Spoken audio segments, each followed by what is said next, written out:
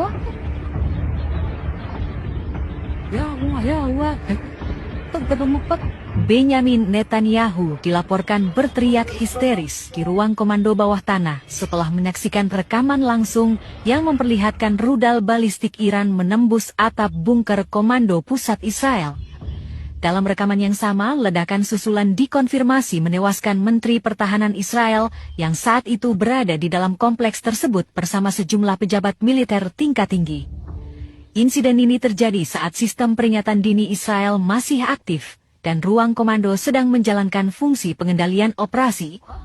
Menurut sumber keamanan yang mengetahui situasi di ruang komando, rekaman ditampilkan secara real-time di layar utama pusat kendali.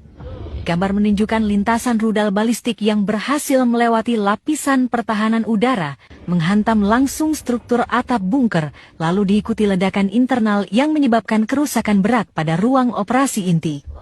Beberapa detik setelah ledakan, sambungan visual terputus, diikuti laporan komunikasi darurat dari unit teknis yang menyatakan kehilangan kontak dengan sejumlah personil di dalam bunker. Situasi di ruang komando segera berubah menjadi kacau. Netanyahu disebut kehilangan kendali emosi, berteriak kepada staf militer dan operator sistem, serta menuntut penjelasan mengapa pertahanan strategis gagal mencegat rudal tersebut.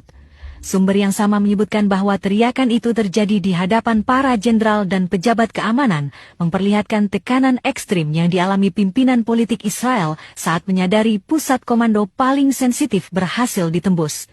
Tak lama setelah kejadian, otoritas keamanan mengkonfirmasi kematian Menteri Pertahanan Israel akibat dampak langsung ledakan. Konfirmasi ini disampaikan secara internal terlebih dahulu sebelum jalur komunikasi resmi dibatasi. Beberapa unit evakuasi dan medis dikerahkan ke lokasi, namun kerusakan struktural bunker dilaporkan menghambat akses cepat ke area terdampak. Sistem listrik cadangan dan jaringan komunikasi internal juga mengalami gangguan serius. Sumber militer menegaskan bahwa bunker yang dihantam selama ini diklasifikasikan sebagai fasilitas dengan tingkat perlindungan tertinggi, dirancang untuk menahan serangan rudal konvensional maupun presisi tinggi.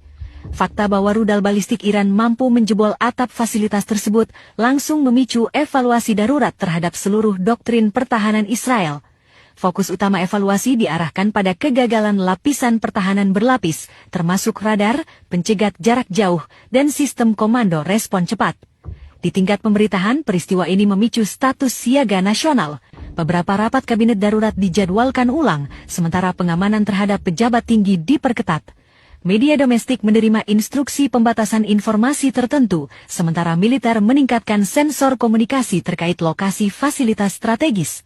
Hingga bab ini ditulis, pihak Israel belum mengeluarkan pernyataan publik lengkap, namun sumber internal menegaskan bahwa dampak politik dan militer dari kejadian ini dinilai sangat serius dan berpotensi mengubah arah kebijakan keamanan nasional.